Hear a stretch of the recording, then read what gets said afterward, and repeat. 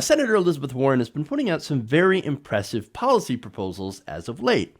Now, her recent plan would eliminate up to $50,000 worth of student loan debt for each person in the country and to make state and community college tuition free. I think that's a great policy. It could go further. In fact, there are people out there with $100,000 or more in student loan debt, and it's a huge, gigantic drag in the economy. So 50,000, though, I think is actually a pretty decent start, and eventually could go further. Now, apparently, progressives aren't just the only ones that are in favor of this. Turns out that a majority of Americans also agree with this. According to the latest Hill Harris X survey, 64% of registered voters said that they would support a plan to institute a wealth tax on the nation's 75,000 richest families to pay for a plan that forgives $50,000 of student loan debt and makes state and community colleges tuition free. Now, the proposal was also supported across all age groupings, although voters who are 65 years old and up were somewhat less likely to support it. Shocker. Old people, not really supportive of making college free or affordable. 67% of respondents between 18 and 64 said that they backed Warren's idea compared to 53%, just over half of voters who were older. Now, again, I'm not surprised that there are a significant portion of older people who don't support this because I think there's a lot of people who just don't get it. Costs for college back in their day were a lot cheaper. Look, you could, for example, work a part-time job and pay your college tuition without any sort of issues. Why? That's because state governments generally foot more of the bill back then than they do now. So the state colleges would put more money in, the state governments would put more money into these colleges, and so that would make the tuition lower. Now, states have actually rolled back that funding and actually don't put enough money into these colleges, meaning that the rest is made up by us, regular people who are trying to get an education. So that makes it much, much more expensive. But again, they don't understand that, right? So they don't know how expensive it is. And maybe there's a good portion of them that might be viewers of Fox News and conservative media and might also think, well, why should we put more money into colleges? Why should we make it more affordable when all they do is indoctrinate people into liberalism? Okay. Now, which is ridiculous. Well, that would mean that, well, again, since colleges tend to teach facts, I guess, have a liberal bias. But anyway. Now, there's also a slight bit of wealth divide. Again, not too shocking. 58% of respondents living in households making $75,000 or more a year said that they supported the education and tax proposal. 58%, still a pretty decent majority. Respondents who made less than $75,000 backed the new policy by 69 to 31. Dang. So a majority nonetheless.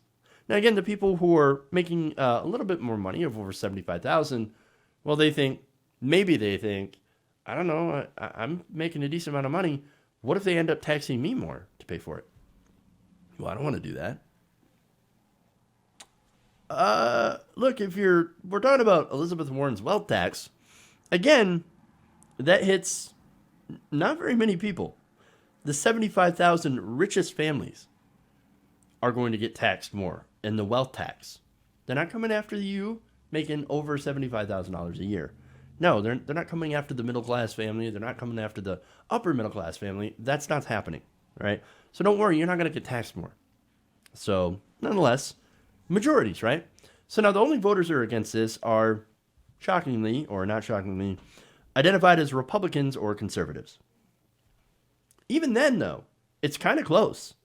52% of Republicans, self-identified Republicans and conservatives, said that they oppose a policy initiative, while 48% said that they supported it. That's super close. And that division, by the way, is within the 5% sampling margin of error for that specific group. The overall survey has a 3.1% sampling margin of error. Democrats, of course, unsurprisingly, backed this overwhelmingly, 78 to 22%. And independents, 66 for it, 34% opposed. Again, independents are mainly for it, as well as Democrats. So it's pretty popular among pretty much all groups, except for Republicans.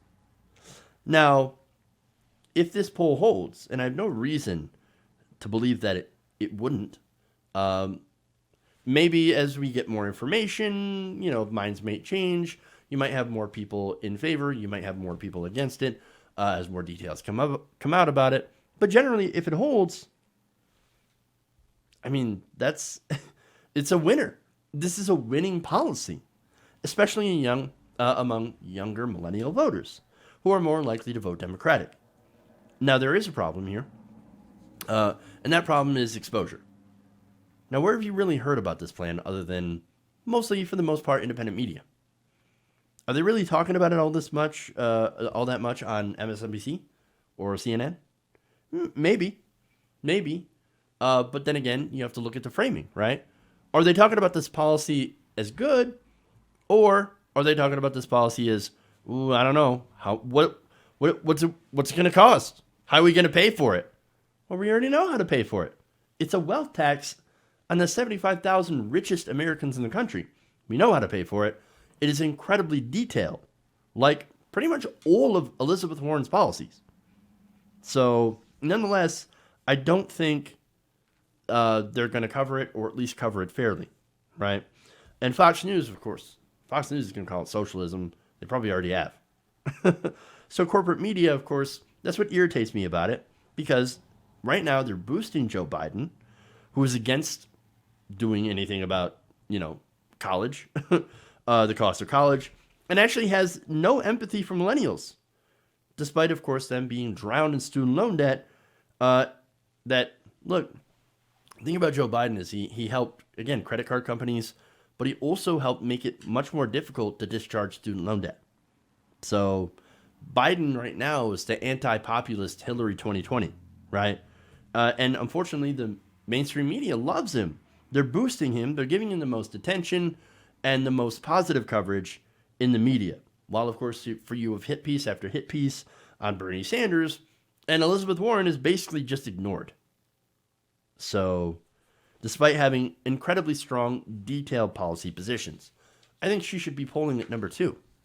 Nonetheless, instead, you have no empathy Biden at number 1, or sometimes number 2.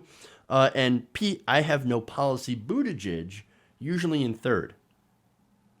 And then Kamala Harris, of course, is a police person, a cop, at 4. And Elizabeth Warren is not getting the polling I think she deserves. But we know why. We know cable news hates policy discussions. And unfortunately, that's where we're at. I think this plan is good. It's popular. And more people need to be aware of what these candidates bring to the table. And unfortunately, our news media is, again, failing at doing so. Hey guys, hopefully you enjoyed that free video. Now I'm going to have to ask you a favor. Between the demonetization and the YouTube algorithm messing around with view counts, etc., we're having a hard time adjusting to the new YouTube reality, which is where you guys come in. See, we have a Patreon, patreon.com/TYTNation, set up to help us rely on you guys, the viewers, instead of big corporate ads. Look, you know the show. You know how I'm not in favor of big corporations anyway. So help us transition away from relying on the ad model to pay the bills and sign up to be a patron, patreon.com/TYTNation. That goes a long way to help us keep the lights on. And you guys will know that you're supporting independent, progressive media.